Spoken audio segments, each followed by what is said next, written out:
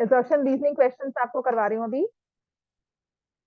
The angles of a triangle are x minus 10, x plus 30, 2x. So the smallest angle is equal to 58. ये आपको verify करना है claim साथ साथ, ठीक है। This is your assertion। साथ में रीजनिंग दी हुई है, sum of angles of coordinator is 360। पहला काम यही होगा कि पहले पूरा क्वेश्चन पढ़ लो। आपको क्या लगता है, रीजन सही है कि नहीं है? रीजन सही है ना? अगर तो ये रीजन सही हुआ और ये वैल्यू सही हुई तो एक्सप्लेनेशन होता है कि नहीं होता? Reason is explanation. तो या तो आंसर ए मार्क करेंगे या फिर हमें डी मार्क करना है कि रीजन हमारा एजर्शन नहीं ठीक नहीं है। तो चेक करें, x plus x minus 10 plus x plus 30 plus 2x is equal to 360 degree. तो 5x plus 20 is equal to 360 degree. करो सॉल्व इसको। 5x is equal to 340 degree, x is equal to 58। Assertion is true और reason भी क्या कर रहे हैं, उसको एक्सप्लेन कर रहा है। तो इसका मतलब आंसर हम क्या मार्क करेंगे? ए। 5 6 68 नहीं, 5 6 30 होता है। हाँ बिल्कुल ठीक है। हाँ तो डी पास में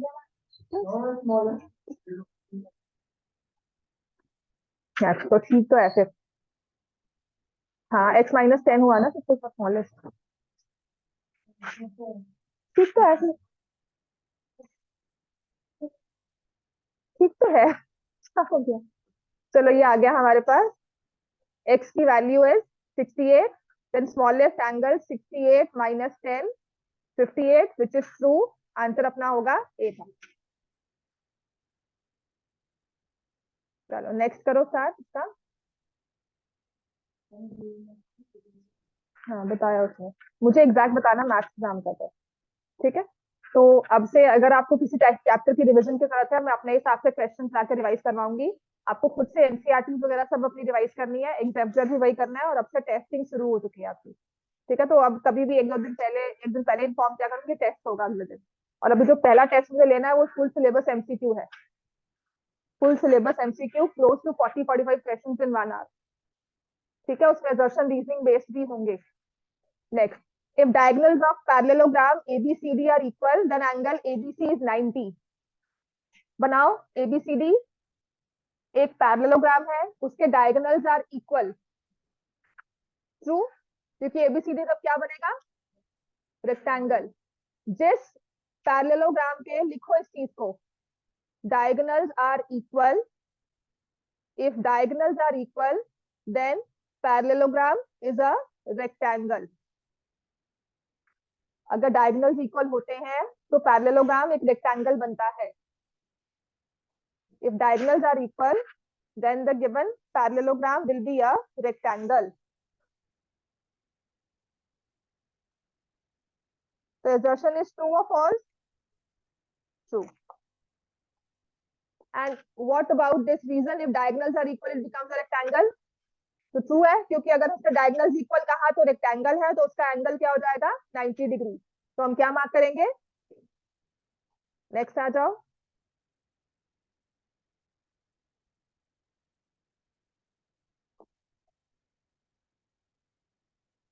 A parallelogram consists of two congruent triangles.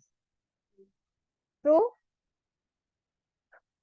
और इसमें मतलब क्या प्रॉपर्टी होती है जो उसने लिखी है? Diagonals of a parallelogram divides into two congruent triangle. साथ साथ लिखते रहो, बिल्कुल ऐसे नहीं बैठना कि हमने बस देखा है क्वेश्चन। राइट इट डाउन जैसे भी वो कह रहे हैं please.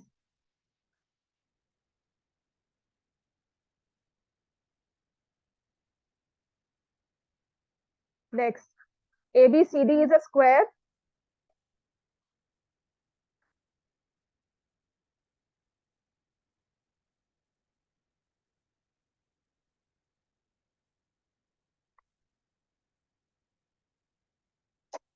AC and BD intersect at O.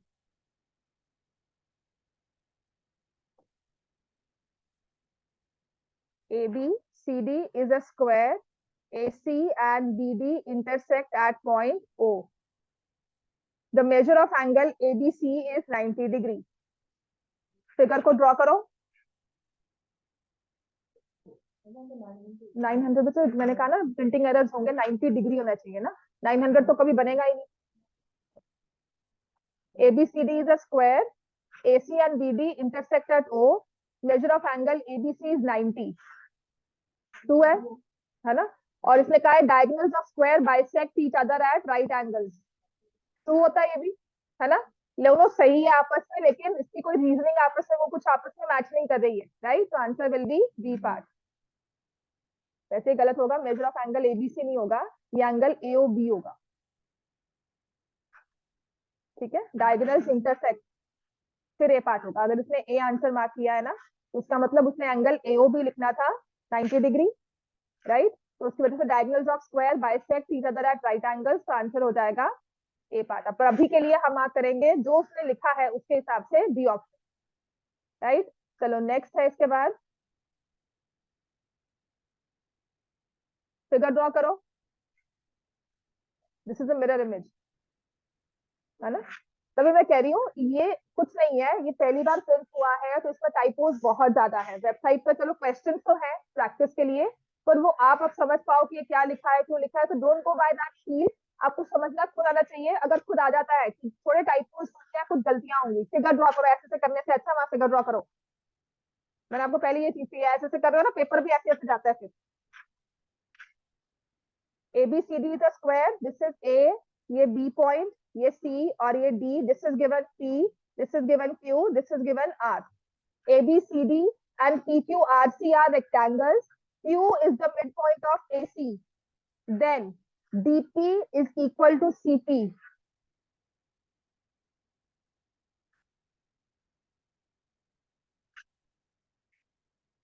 True है या false?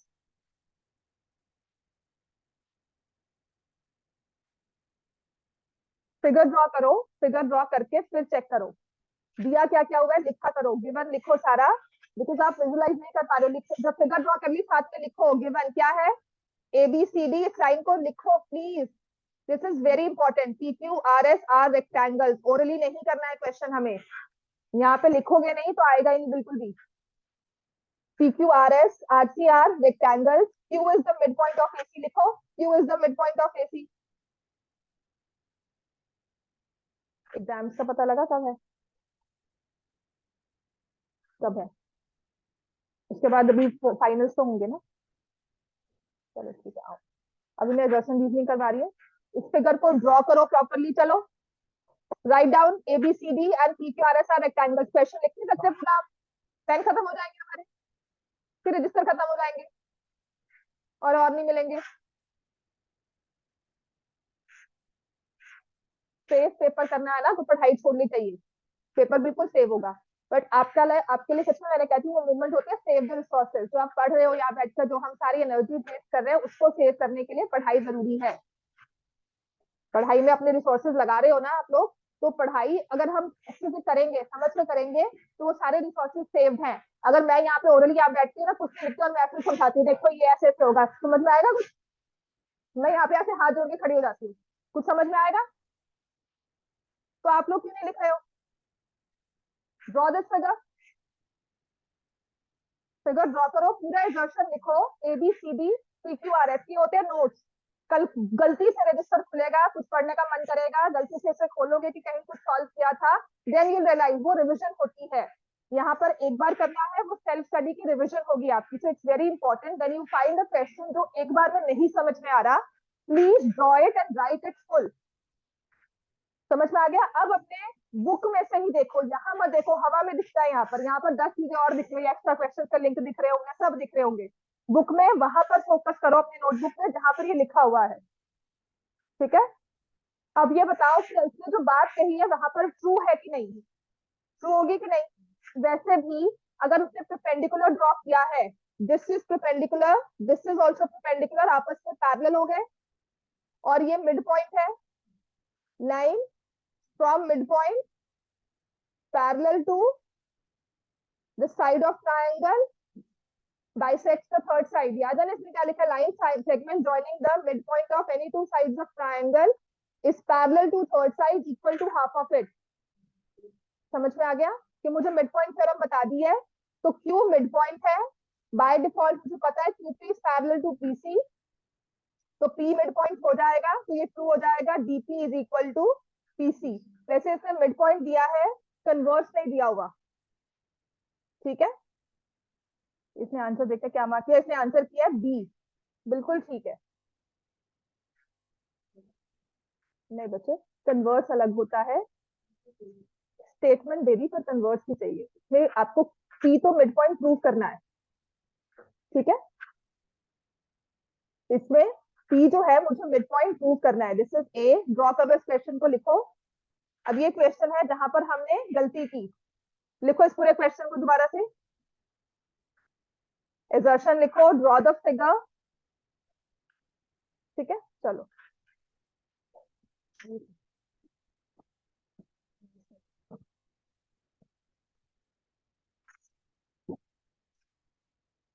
चलो।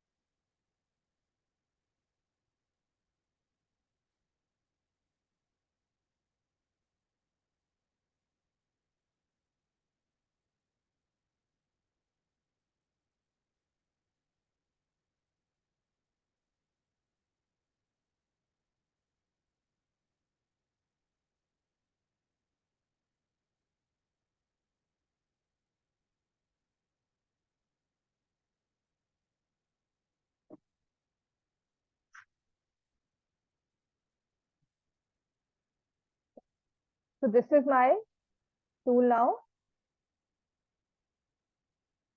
इसमें लिखा है, assertion में लिख रहे हैं that ABCD and PQRS are rectangles, Q is the midpoint of AC, ठीक है। तो ये आपको पॉइंट ए दिया हुआ है, this is D, this is C, this is D. Q जो है मिड पॉइंट दिया हुआ है ऑफ एसी, ठीक है। दिस इज पी, और या क्यू मिड पॉइंट दिया हुआ है, उसने आपको प्रूव करने के लिए कहा है, प्रूव करो P is mid point of C D, ठीक है ना।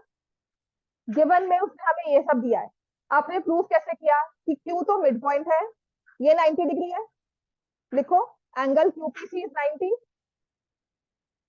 क्यूपीसी 90 हुआ, एंगल आरसीपी क्या है 90, आरसीपी 90 हो गया, एंगल ऑफ रेक्टेंगल, राइट। तो क्यूपी और बीसी के बारे में हम क्या कह सकते हैं, पैरेलल बिकॉज ऑफ को इंटीरियर एंगल्स, ये दोनों एंगल्स आपस में को इंटीरियर है, सप्लीमेंट्री है, you can write this angle is also 90, corresponding angles हैं। तो क्या मैं कह सकती हूँ क्यूपी और बीसी पैरेलल है। तो अब आ जाओ इस वाले ट्रायंगल,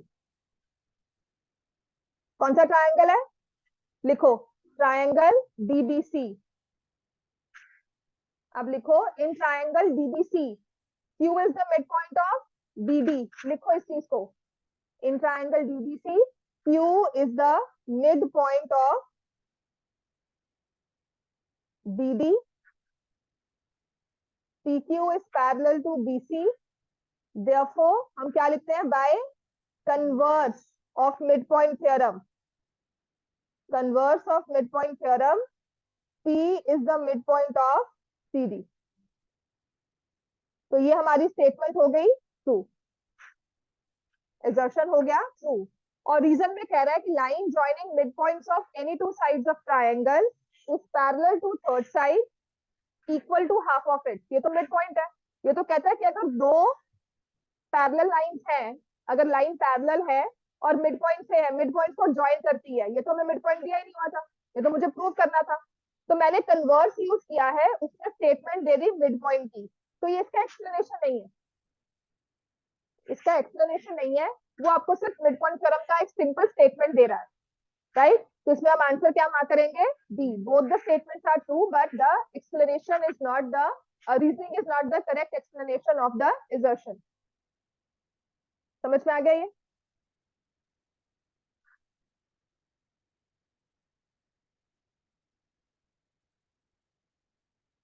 चलो लिखो ये। In triangle ABC, median AD is produced to X. In triangle ABC,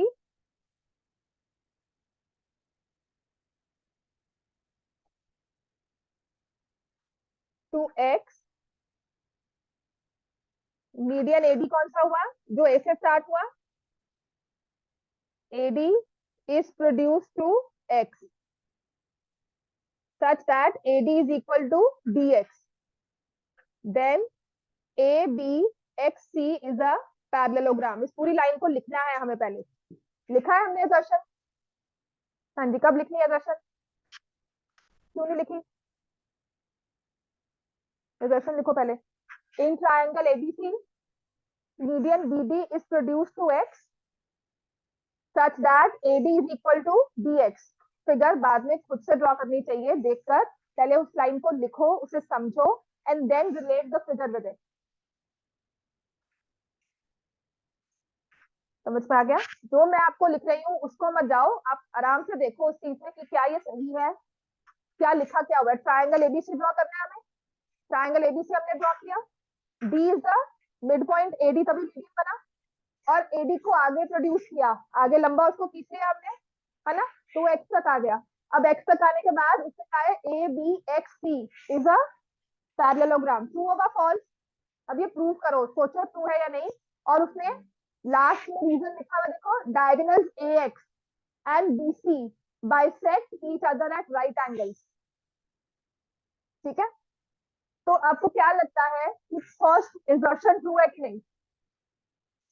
reasoning में ना कुछ नहीं हमें कुछ खास बताया हुआ, हम पहले assertion पे जाते हैं ट्रू है कि नहीं। डायगोनल्स बाइसेक्ट करते हैं। अगर आपने कहा ए बी सी एक्स, देखो यहाँ पर ये ए बी सी एक्स की बात हो रही है, ए बी सी एक्स है, ए बी एक्स सी है, एक्स सी है, ठीक है ना। हाँ, ए बी एक्स सी ये वाले पैरेललोग्राम की बात है। इसके डायगोनल्स कौन कौन से हुए? लिखो डायगोनल्स आर, हम जो लिखवा रही हूँ ना वहां पेपर में लिखने की जरूरत है कि हमारी अंडरस्टैंडिंग के लिए लिखोगे तभी समझ में आएगा। Diagonals are A X and B C. क्या ये आपस में बाइसेक्ट कर रहे हैं? डी, क्योंकि दोनों का क्या हो गया? Mid point. Can I say B D is equal to C D? क्यों? AD is the median, bisect नहीं करे, क्यों है? क्योंकि D is the AD is the median। लिखो AD is the median, bisect करे वो तो प्रूव करना है, but how do you know that D is the midpoint of BC? समझ में आया? वो कहाँ से पता लगा? क्योंकि मीडियन AD दिया हुआ है, यहाँ से मुझे मैंने इंफॉर्मेशन निकाली कि D मिड पॉइंट है। बात समझ में आ रही है? तो अब आप लिखोगे कि D मिड पॉइंट क्यों है? क्योंकि AD मीडियन गिवन है, राइट। और D AX का मिड पॉइंट क्यों है? क्योंकि मुझे दिया है AD is equal to DX। तो diagonals AX and B, AX and BC, yes, they bisect each other। True या false? तो अगर diagonals किसी भी quadrilateral के bisect करते हैं तो वो क्या बन जाता है? पैरेललोग्राम। तो assertion true हो गई कि नहीं? Yes, लिखो diagonals bisect each other, write down diagonals bisect each other, diagonals bisect each other, therefore A B C X C diagonals bisect each other, therefore A B X C is a parallelogram। ये जो मैं आपको लिखवा रही हूँ वहां पे मत लिख कर आना पेपर में, ये सिर्फ इसलिए कि if you will write then घर जाकर मैं कहूंगी मैम, क्योंकि पेरेंट्स को बोलूंगी देखना रजिस्टर में क्या लिखा हुआ है, वो रिवाइज करवाओ तो कम से कम कुछ होगा रिवाइज करने के लिए। समझ में आ गया? आज से घर जाकर जब भी आप मैथ्स रिवाइज कर रहे हो, रजिस्टर खोल रहे हो, क्लास वर्क ही रिवाइज कर लो, वो चैप्टर ही प्रिपेयर हो जाएगा। राइट, चलो अभी आ गया। अब वो कहता है रीजन में डायगोनल्स AX एंड BC, मतलब इसी के डायगोनल्स AX एंड BC जब bisect at right angles. Bisect तो सही था, राइट एंगल्स बन रहे हैं। किसने कहा हमें कुछ प्रूव कर सकते हैं राइट एंगल यहाँ पर? आपको कहता है AD मीडियन है इसलिए राइट एंगल है, ऐसा होता है? मीडियन का काम सिर्फ मीडियन मीडियन ही करेगा, वो ही करेगा, अपना काम करेगा, वो दूसरा काम नहीं करेगा जब तक उसको कुछ एक्स्ट्रा सपोर्ट नहीं मिलेगी। ठीक है, तो मीडियन परपेंडिकुलर कब बनता है? जब ट्राइंगल क्या हो? आइसोसलेस और इक्विलेटरल। इक्विलेटरल याद करना, आइसोसलेस में सभी नहीं होते। समझ में आ गया? कोई जो काम कर रहा है वही काम करेगा जब तक उसको एक्स्ट्रा सपोर्ट नहीं मिलेगी, वो अगर काम नहीं करेगा। तो मीडियन ने सिर्फ मिड पॉइंट ही बनानी है ऑपोजिट साइड्स पर। ठीक है, परपेंडिकुलर वो तब तक नहीं बनाएगा जब तक उसको सपोर्ट नहीं मिल रही, और वो सपोर्ट कौन सी है? Equilateral triangle. समझ में आ गया? चलो क्या करो बताओ। एबी एबीसी के बारे में हमने कुछ नहीं मेंशन किया होगा। राइट एंगल आप कैसे प्रूव कर सकते हैं? अब मुझे बता दो, without any other information, if I can prove right angle. नहीं है ना, नहीं होगा। पैरेललोग्राम प्रूव हो गया, उसके बाद राइट एंगल के लिए I need additional information, with the given information I can not prove. समझ में आ गया इतना? चलो नेक्स्ट करें।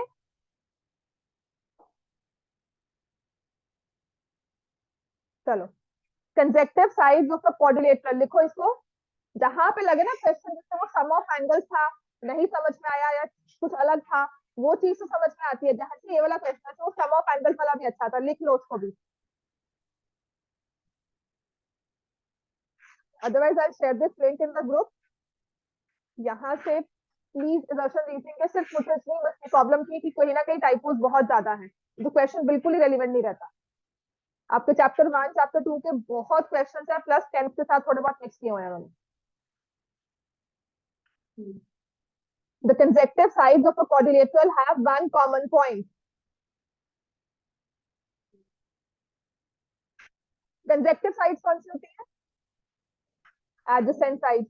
Quadrilateral ड्रॉ करेंगे कोई भी, ड्रॉ करो। अब इसका मतलब क्या है? कहते हैं जो इसकी एडजेसेंट साइड्स है इनमें एक कॉमन पॉइंट होता है। ठीक है, एडजेसेंट साइड्स हुई एडी और सीडी, एक कॉमन पॉइंट है। ऐसे ही सी भी कॉमन पॉइंट होगा बीसी और सीडी में, ऐसे ही बी भी कॉमन पॉइंट होगा, ऐसे ही ए भी कॉमन पॉइंट होगा। तो ट्रू हो गया। Opposite sides of a quadrilateral have two common points. Opposite sides they have zero, no common point. लिखो, the reason is false. इस क्वेश्चन को लिख लो, आंसर हम मार्क करेंगे सी। क्वेश्चन 8 स्टार्ट कर दो इसके बाद और लिखो इसको, two opposite angles of a parallelogram are.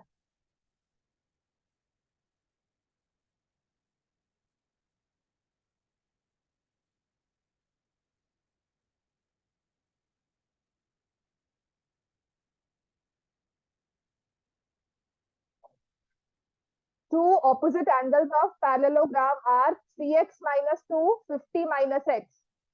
Two opposite angles of a parallelogram are 3x minus 2 and 50 minus x. तो पहला काम हमें क्या करना है इसमें? पहला काम क्या करना है? एक पैरेललोग्राम ड्रॉ करना है।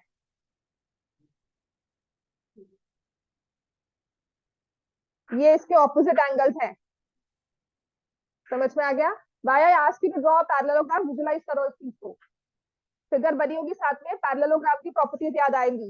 ऑपोजिट एंगल्स क्या होते हैं? इक्वल। तो हमें क्या करना है? 3x minus 2 is equal to 50 minus x। तो इससे आंसर क्या आ जाएगा? 4x is equal to 52। x की वैल्यू क्या आएगी? 13।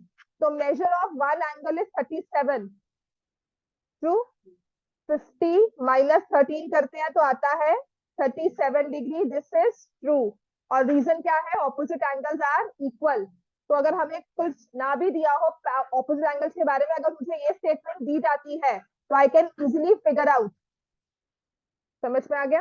राइट, तो आंसर इसमें मैं क्या मार्क करूंगी? Option number A. समझ में आ गया सबको? ये समझ में आ गया है कि नहीं? राइट, चलो नेक्स्ट। देखो, angles of a quadrilateral are in the ratio 2:3:7:6।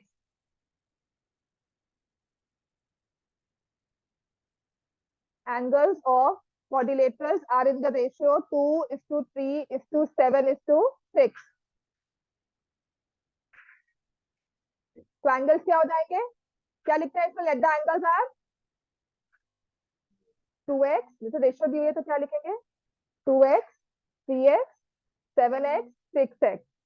इन सबको ऐड किया तो सम कितना आएगा? 360 डिग्री। तो यहां से आ जाता है 18x is equal to 360 degree. x की वैल्यू क्या आ गई? 20 डिग्री। तो एंगल्स 40, 60, 140, 120 बनते हैं। ट्रू है ना? And sum of angle is 360। A part. अच्छा, अगर रीजन की जगह लिखा होता sum of angle of triangle is 180, तब आप क्या मार्क करते हैं? D mark. D option false नहीं। ठीक है, डी ऑप्शन मार्क करते हैं कि आपका फर्स्ट स्टेटमेंट भी ट्रू है, सेकंड भी ट्रू है, but the reason does not explain assertion. कि रीजन की हेल्प से मैं असर्शन को सॉल्व नहीं कर सकती। समझ में आ गया? नेक्स्ट है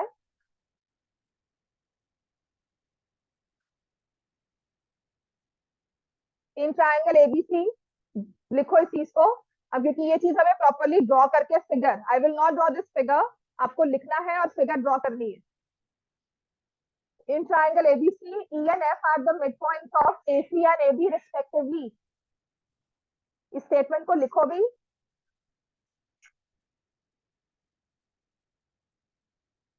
और ड्रॉ भी करो। E and F are the midpoints of AC and AB respectively. The altitude AB, the altitude AP at BC.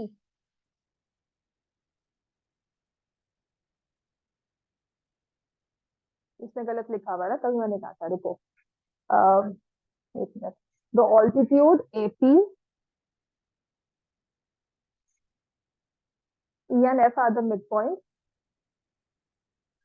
अच्छा ठीक है, लिख लो इस चीज को।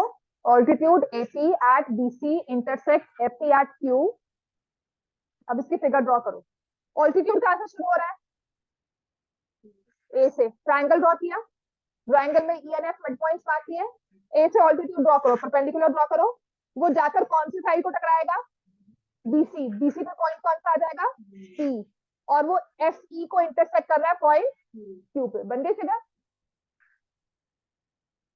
ऑल्टीट्यूड कहां से बनाया?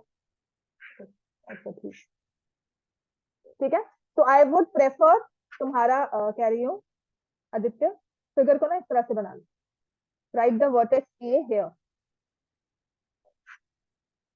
एफ और ई को मिड पॉइंट लिया, ये ऑल्टीट्यूड है। अब ऑल्टीट्यूड का काम क्या होता है? 90 डिग्री बनाना। तो क्या पी मिड पॉइंट होगा बीसी का? नहीं होगा, जब तक हमें ट्रायंगल के बारे में कुछ और ना दिया जाए। और वो कुछ और क्या होता है? Equilateral triangle. सिर्फ आइसोसेलेस में जो इक्वल साइड्स का कॉमन वर्टेक्स होता है वहां वाला। अगर आप बी से स्टार्ट करोगे, सी से करोगे तो वो नहीं करोगे। ठीक है, चलो ये आ गया हमारे पास। Intersect F E at Q. तो कहता है A Q is equal to Q P. ये मुझे प्रूव करना है ट्रू है कि नहीं। तो उसने कहा Q is the mid point of A P.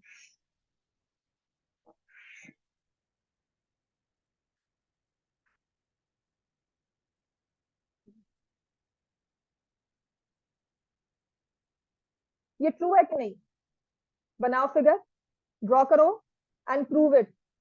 अच्छा, एफ ई के बारे में क्या कह सकते हो? मिड पॉइंट को ज्वाइन किया, लिखो F E is parallel to B C. फिर पैरेलल लाइन की प्रॉपर्टीज क्या होती हैं?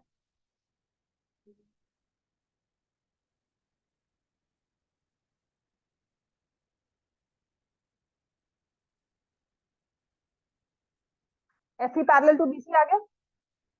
ठीक है, चलो।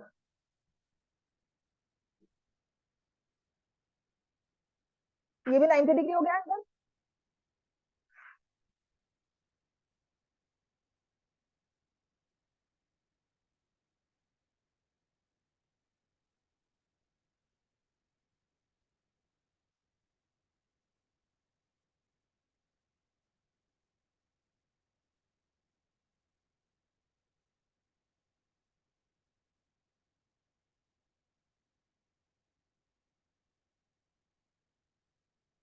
पैरेलल तो होगा पर कैसे प्रूव करूंगी, यही समझा रही हूँ तुम्हें, बिकॉज 10th की रूल से तो हो जाता है प्रूव आराम से। बिकॉज आपका ये मिड पॉइंट है, ये मिड पॉइंट है, ये दोनों को ज्वाइन किया तो ये हाफ में ही आएगा, ठीक है ना, ऑल्टीट्यूड भी हाफ हो जाएंगे। कैसे करेंगे, है तो ट्रू, लेकिन उसने कहा है Q is the mid point of A B A P, ये रीजन, मतलब ये वाला रीजन इसको फर्दर इससे डालेगा। प्रूव करने का वे क्या है, या तो इसमें पैरेललोग्राम करेंगे प्रूव, तो ये 90 डिग्री दिया हुआ है, तो मुझे ये आ रही है parallel,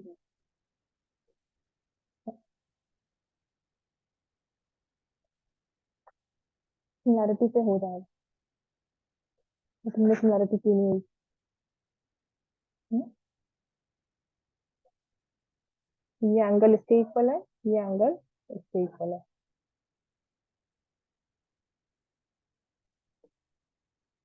A S is equal to half of A B, है ना, A E is equal to half of A C, और ऐसे ही F E is equal to half of B C, mid point theorem कहती है ना, F E is half of B C. ये similarity से होगा, 10th का क्वेश्चन आ गया।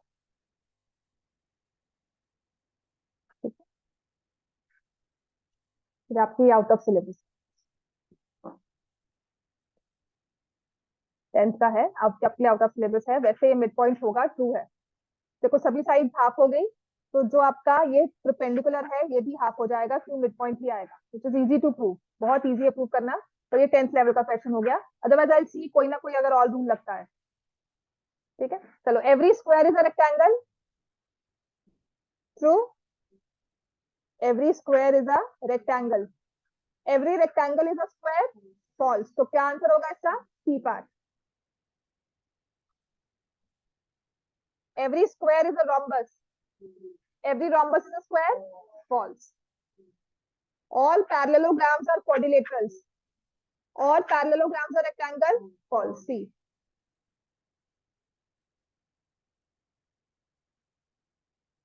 Every trapezoid हुआ trapezium is a parallelogram, तो आंसर क्या मार्क करेंगे, जहां exertion false हो गया आंसर will be B।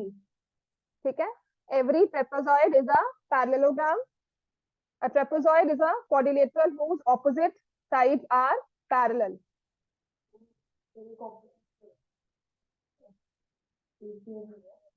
और अगर दोनों ही false कर दिए, इसने लिखा है D both assertion and reason are false, चलो एनी हाउ, ठीक है, हाँ वैसे बात सही है। All quadrilaterals are not parallelograms, all quadrilaterals are not parallelograms, true, ठीक है ना, quadrilaterals that don't have parallel sides are not parallelograms।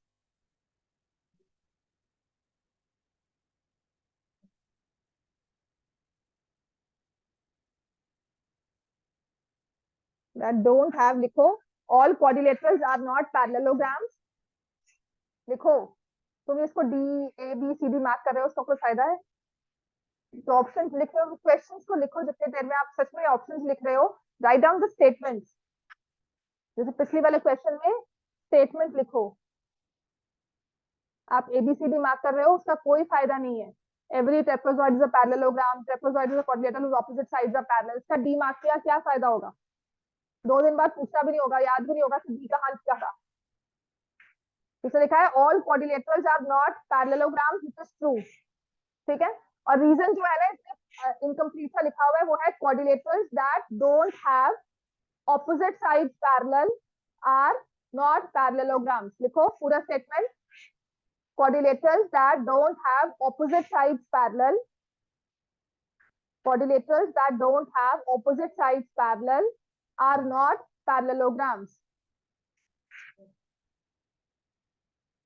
Quadrilaterals that don't have opposite sides parallel are not parallelograms. तो अगर आपको कह दिया है कि all quadrilaterals are parallelograms, तो आप कहते हो वो ट्रू नहीं है, ठीक है ना, राइट? तो कहते हैं कि अगर quadrilaterals की पैरेलल साइड नहीं होगी, किसी भी quadrilateral में ऑपोजिट साइड पैरेलल नहीं होगी, तो वो पैरेललोग्राम नहीं बनाएगा, ट्रू है। लेकिन assertion क्या है हमारी, फॉल्स, कि सारे quadrilaterals पैरेललोग्राम्स नहीं होते, नॉट लिखा है, ट्रू या false? All quadrilaterals are not parallelograms. This is true. All quadrilaterals are not parallelograms. This is true. ठीक है ना? और रीजन एक्सप्लेन कर रहा है क्योंकि जिसकी ऑपोजिट साइड पैरेलल नहीं है वो पैरेललोग्राम नहीं है, ठीक है। आंसर क्या होगा, ए पार्ट। लिखा है पूरा। नेक्स्ट आ जाओ। Every square is a rectangle, every square is a rectangle too because it is a quadrilateral with 4 angles, right angles. False. ए नहीं होना चाहिए।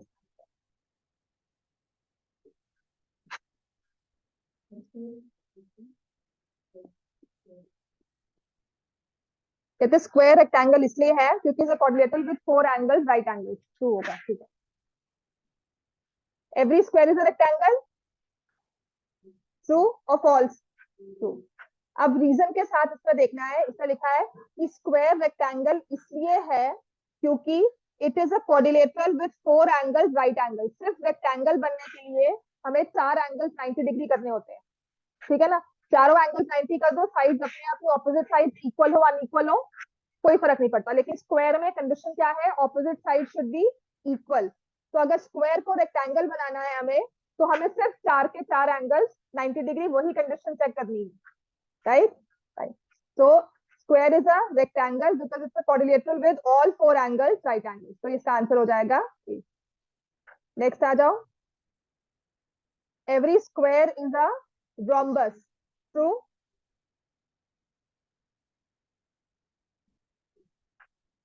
Because every square is a rhombus, so ये true है। Now next it says because it has 4 equal length sides and goes above and beyond, that too also have 4 right angles. तो बहुत typos है, please इस पर ध्यान मत देना, है ना। आंसर तो यही होगा, आंसर सिर्फ इतना चाहिए था। देखो अगर करे ना ये वाला, ये काट दो, because it has 4 equal length sides, तो आंसर हमारा इजीली आ जाएगा, ठीक है। 4 राइट एंगल्स मतलब वो स्पेशल टाइप ऑफ रॉम्बस है। Square is a special type of rhombus with all angles equal, ठीक है। तो सिर्फ रॉम्बस प्रूव करने के लिए मुझे इक्वल साइड चाहिए और ये तो हमें करना ही नहीं, ठीक है। ये सिर्फ कंफ्यूज करेगा और चलो next. In the given figure is 140, ये दिया ही नहीं हुआ, हाँ जी। assertion पर आ जाओ, ये लिखो all 4 angles of quadrilateral cannot be obtuse। देखो all 4 angles of quadrilateral cannot be obtuse। obtuse angle कौन सा होता है, मोर देन 90। तो क्या quadrilateral में सारे एंगल्स मोर देन 90 हो सकते हैं? 90 से बड़ा ना सबसे मिनिमम नंबर 91 ले लो, तो सबसे इजी भी है। 90.5 भी ले सकते हो, 90.1 भी ले सकते हो, तो मैंने 91 लिया। हाँ, तो सम ऑफ ऑल एंगल्स क्या बन जाएगा, 364। तो all angles can not be obtuse. This is true या false? All angles can not be obtuse, true, ठीक है। Because obtuse angle is greater than 90। तो क्या होगा, ये जो रीजन दिया हुआ है क्या सफिशिएंट है? ऑब्ट्यूज 90 से बड़ा है, इसलिए ना सारे एंगल्स 90 नहीं हो सकते, 90 से बड़े नहीं हो सकते। तो आंसर क्या होगा, तो तुम्हें नहीं पता, ठीक है। तो क्या ये रीजनिंग तुम्हारी एक्सप्लेन करती है इसको?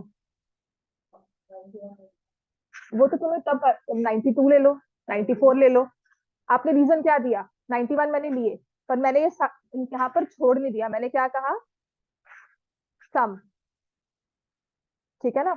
आपको मैं लिखती हूँ कि parallelogram has opposite side parallel, और साथ में लिखती हूँ quadrilateral is a closed figure.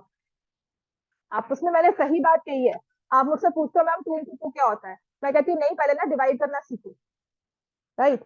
तो आपने मुझसे जो क्वेश्चन पूछा, मैंने आपका अगर तब तक रेलिवेंट आंसर आपको नहीं दिया या एक्सप्लेन कुछ ऐसा नहीं बताया, जो हिंट नहीं दिया कुछ उससे रिलेटेड, आपको मैं सर्कल का क्वेश्चन देती हूँ, आप कहते हैं मैम नहीं सॉल्व हो रहा, कोई हिंट दो। हिंट का मतलब क्या होता है, मैं बोलती हूँ क्लास में कि ना कल आपका टेस्ट फिर से होगा, या कुछ भी मैं ऐसी कोई बात बोलती हूँ जो आपके क्वेश्चन से रिलेटेड है ही नहीं, तो आप क्या कहोगे कि मैंने आपको हिंट दिया है? क्या मैं आपकी हेल्प कर रही हूँ क्लास में, या कह रही हूँ कि बुक से देख लो या कर लो, कुछ कह रही हूँ मैं? दैट मीन जब हम एक्सप्लेनेशन देखते हैं तो वो हमारी रीजनिंग को, हमारी असर्शन को थोड़ा बहुत हेल्प करे, थोड़ा बहुत एड करे। तो obtuse angle is greater than 90 degree, तो हमें ऑब्ट्यूज के बारे में बता रहा है, लेकिन चारों एंगल्स 90 क्यों नहीं हो सकते, 90 से बड़े क्यों नहीं हो सकते, उसके बारे में नहीं बता। ठीक है, तो यहाँ पर अगर दिया होता, लिख लो sum of all angles, sum of all angles is 360, then I would have marked answer A, है ना। क्योंकि हम क्या कहेंगे, हम कहेंगे अच्छा 90 वाला एंगल ले लो सारे, तो आपको क्या अच्छा, फिर क्योंकि सम चाहिए हमें 360, उस केस में सम क्या बन जाएगा, उसने पहले ही बोल दिया 364। समझ में आया? तो जब तक मुझे सम के बारे में नहीं बताया जाएगा, तब तक मैं क्वाड्रिलेटरल के एंगल्स बन सकते हैं नहीं बन सकते उनके बारे में कोई इंफॉर्मेशन हम नहीं निकाल सकते, राइट। चलो, इसका आंसर हो जाएगा अभी जो ये वाला क्वेश्चन है, इसमें मैं आंसर मार्क करूंगी बी। अगर सम लिखा होता, sum of all angles, then I would have mark A.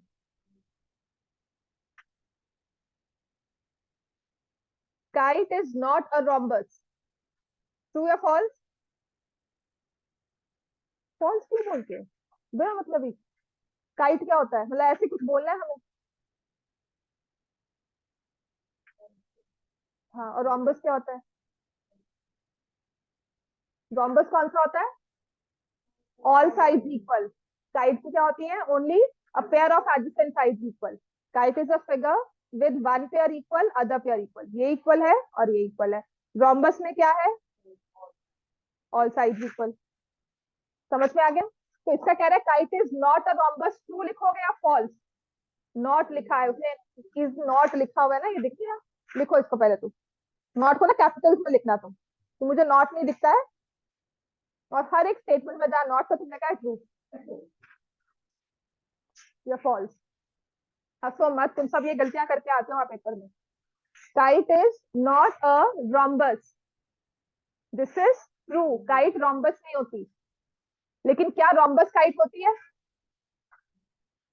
Is rhombus a kite? लिखो yes, rhombus is a kite, but kite is not a rhombus. Square is a rectangle, rectangle is not a square. समझ में आ गया? So next it says kite is not a rhombus, which is true. मैंने पढ़ा, मुझे समझ में आया, because only one adjacent pair of sides are equal and only one pair of opposite angles are equal. तो ये क्या होगा? ये भी ट्रू है। तो कहता है काइट इसलिए rhombus नहीं है क्योंकि इसमें सिर्फ एक पेयर आपस में इक्वल है और एक पेयर है ऑपोजिट एंगल्स का जो इक्वल है। ये पैरेललोग्राम नहीं बनता, ये वाले एंगल आपस में इक्वल नहीं है, लेकिन rhombus में क्या होता है? Opposite angles are equal. समझ में आ गया? लिख लो, rhombus has, लिखो इस चीज को, rhombus has, in a rhombus both pair of opposite angles are equal. या rhombus has both pairs of opposite angles equal। और फिर साथ में ना ये फिगर ड्रॉ करो, ABCD is a rhombus। जैसे कि पैरेललोग्राम में सिर्फ एक ऑपोजिट पेयर दे दो, आपको सिर्फ एक साइड दे दो कि AB is parallel to CD, तो आप बता दोगे वो पैरेललोग्राम। प्रूव करते तो हम क्या करते हैं, AB is parallel to CD, AD is parallel to BC, hence it is a parallelogram, लिखते हैं ना। ऐसे ही अगर सिर्फ एंगल्स की बात करें और मुझे कह दिया जाए कि देखो A और C इक्वल है, अब बताओ ये पैरेललोग्राम होगा कि नहीं, तो मैं कहूंगी मुझे B और D के बारे में भी बताओ, क्या वो इक्वल है? अगर B और D इक्वल हो जाएंगे, then I will say this is a parallelogram. समझ में आ गया ये? तो ऐसे ही अगर उसने कहा है ऑल साइड्स आर इक्वल, तो इट्स अ रोम्बस। तो उसने कहा है कि ये रोम्बस जो काइट है वो रोम्बस इसलिए नहीं है क्योंकि काइट में क्या होता है, सिर्फ ये वाले जो पेयर्स होते हैं ना, जो अनइक्वल साइड के साथ एंगल बन रहे हैं वो इक्वल होते हैं। ठीक है। आपका ये आपस वाले ये दो एंगल्स इक्वल नहीं होते। लिखो इस चीज को, काइट की फिगर ड्रॉ करो जैसे मैंने ड्रॉ किया है। इसको नाम दे दो P Q R S.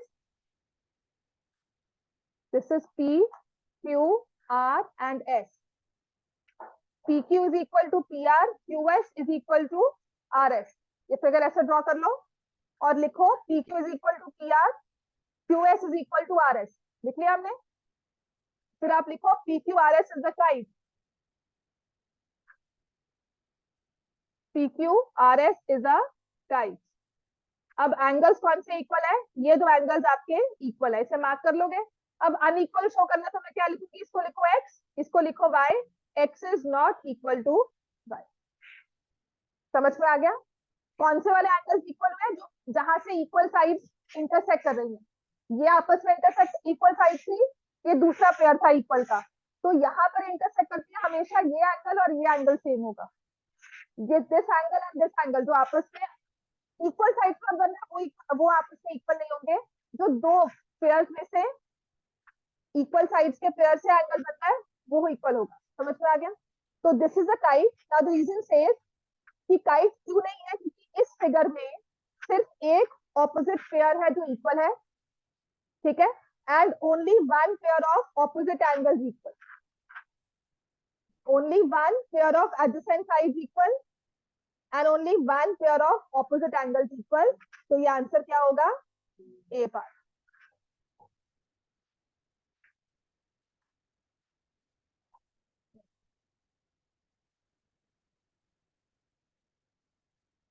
A parallelogram whose adjacent sides are equal is a rhombus. Parallelogram with adjacent sides equal is a rhombus. True or false? Exercise में याद है ना, अगर rhombus प्रूव करना है पैरेललोग्राम को मिड पॉइंट ज्वाइन करके, parallelogram prove करना है तो एडजेसेंट साइड्स इक्वल कर दो। याद है ना, हमने किया था। तो कहते हैं diagonals of parallelogram are not do not bisect each other. False. A क्या है? ट्रू। मतलब assertion क्या है? ट्रू। तो आंसर हमारा क्या मार्क होगा? C part. A geometric shape with four sides, four angles, four vertices is known as quadrilateral. True. अगर ये फोर एंगल्स भी कहे हैं तो क्लोज फिगर ही होगी। rhombus is a quadrilateral. True. It's a special type of quadrilateral which is a parallelogram also, ठीक है ना? तो इसमें क्या होगा? ए पार्ट मार्क करेंगे। डी। नेक्स्ट quadrilateral, ये लिख लो इस चीज को, लिखो quadrilateral whose diagonals bisect each other at right angle is a rhombus. True. Quadrilateral whose diagonals bisect each other at right angles is a rhombus.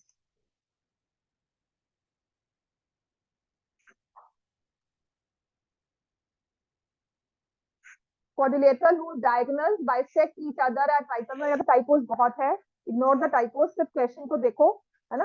Diagonals are लिखा हुआ है, whose diagonals are bisect each other, right? So diagonals bisect each other at right angles is a rhombus, which is true. Opposite vertices of rhombus are joined, they form the diagonals of a rhombus. true हो जाएंगे, है ना। तो क्या reasoning में कुछ explanation की इसको? नहीं। अगर मैं आपको नहीं बताऊं कि रोम्बस के डायगोनल्स परपेंडिकुलर और बाइसेक्ट करते हैं तो आपको नहीं पता लगेगा रोम्बस क्या वो बनता है कि नहीं। तो आंसर क्या होगा इसमें? B part. रीजन भी ट्रू है, एक्सप्लेनेशन assertion भी ट्रू है, बट वो एक्सप्लेन नहीं कर रहे। राइट। चलो 25th question.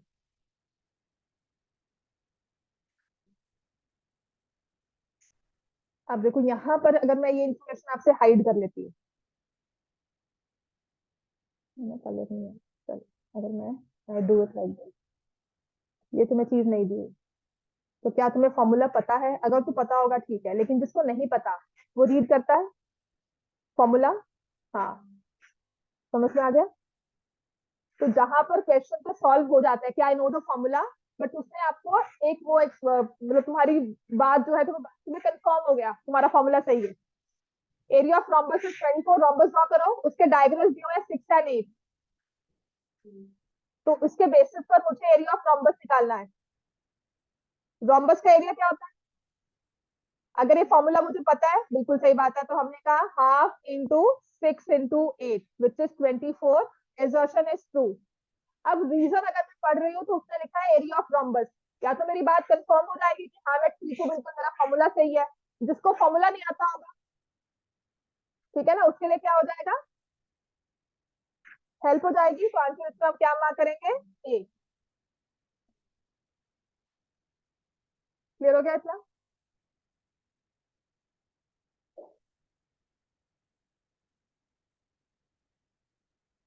Rectangle is equiangular, true. Equiangular मतलब क्या हुआ, all angles are equal and each angle is equal to 90 degree. All angles of rectangle are equal, true. ठीक है जी।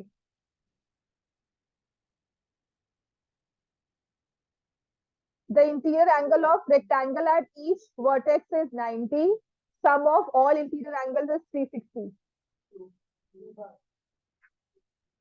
डी होगा, है ना। इंटीरियर एंगल और each vertex 90, sum of all interior angle is 360। तो ये रेक्टेंगल के साथ तो कोई रिलेशन नहीं गया, ठीक है। या ऑल एंगल्स आर इक्वल लिखा होता तब मैं ए मार्क करती हूँ, ठीक है। Interior angle of rectangle at each vertex is 90। तो इसने एक्सर्शन को कुछ एक्सप्लेन नहीं किया, sum of all interior angles is 360। तो आंसर इसमें मार्क करो बी, ठीक है। चलो next. A rectangle is 6 meters wide, 3 meters high. Wide ये length होगा, long and wide. The area is 18 square meters. Fine, true है। रेक्टेंगल की लेंथ और ब्रेथ की हुई है, ट्रू हो गया। Area of rectangle is length into breadth, true. तो आंसर क्या मार्क करोगे,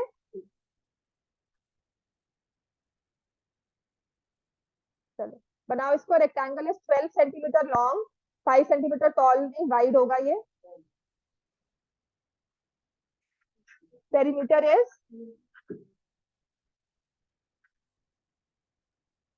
is 2 into length plus breadth, है ना। तो 12 प्लस 5 कितना होता है, 17। 17 टू सा 34, ठीक है। और पेरीमीटर लिखा क्या हुआ है, 2 इंटू लेंथ। अगर आप इसको मल्टीप्लाई का साइन यहाँ ले रहे हो तो यहाँ पे प्लस का क्यों ले रहे हो, ध्यान से आंखें खोलो, ठीक है। तो ये क्या होगा, C is false, reasoning is false, answer will be C. चाहे टाइप हो, लेकिन अगर इसके हिसाब से अगर मैं इसको मल्टीप्लाई में ले रही हूँ तो यहाँ पर प्लस होना चाहिए था। समझ में आ गया। तो इसका आंसर होगा सी पार्ट। सिर्फ इस टाइपोस के हिसाब से, अगर यहाँ पे प्लस दिया होता then I would have marked C. समझ में आ गया, ध्यान रखना इस चीज को। चलो लास्ट क्वेश्चन करते हैं। Length of diagonal of a rectangle निकालना है। Rectangle is 12 centimetre wide, 5 centimetre tall rectangle. Length दी हुई है हमें 12, विड्थ दी हुई है 5, 13 centimetre is the length of diagonal. True और फॉल्स, क्या अप्लाई किया हमने, पाइथागोरस। और length of diagonal of rectangle वो बता रहा है square root of A square plus B square, A square A and B are the sides, ठीक है। तो क्या आंसर मार्क करोगे, यहाँ पर वैसे एक और बी की जगह ना it should be given L and B, ठीक है। ए बी क्या है, साइड ऑफ रेक्टेंगल नहीं बताया हुआ।